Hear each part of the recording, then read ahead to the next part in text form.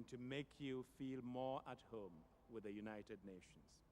For our board meeting tomorrow, I would like to especially welcome some very special guests who are here with us tonight.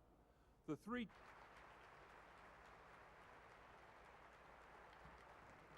enjoy worldwide acceptance and can provide that to make a difference in this world, and also committed to reform. I think what is important is that today we are on the verge of peace. The Security Council will pass a resolution within the next 24, 48 hours.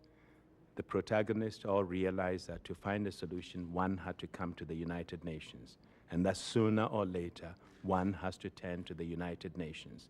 And I hope in future we will realize that it's better sooner than later. And what I would also want to say is that when the Council passes a resolution which will be built on the work of the G8 in Germany, the United Nations will have responsibility for all the civilian aspects of the operation.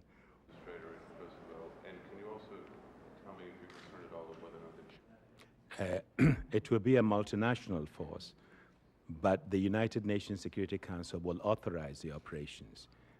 So part of the resolution that I'm referring to will give authority for troops to go in. There will be a NATO component, and other governments would participate, Russians and other governments who are not necessarily NATO members. From the President Clinton and Secretary of State Albright. On the Chinese question, my sense is that we will be all right. They had two concerns. They wanted an explanation, a full explanation as to why the Chinese embassy was bombed in Belgrade, and secondly, they wanted a bombing pause before they voted for the Security Council resolution. Given the sequence of events, I think it is likely that we will have a pause just about the time that Security Council votes, and so I think that we'll be okay with the Chinese. how long will it take that to Kosovo to where? I think the hard part is ahead of us. I think the really hard part is ahead of us.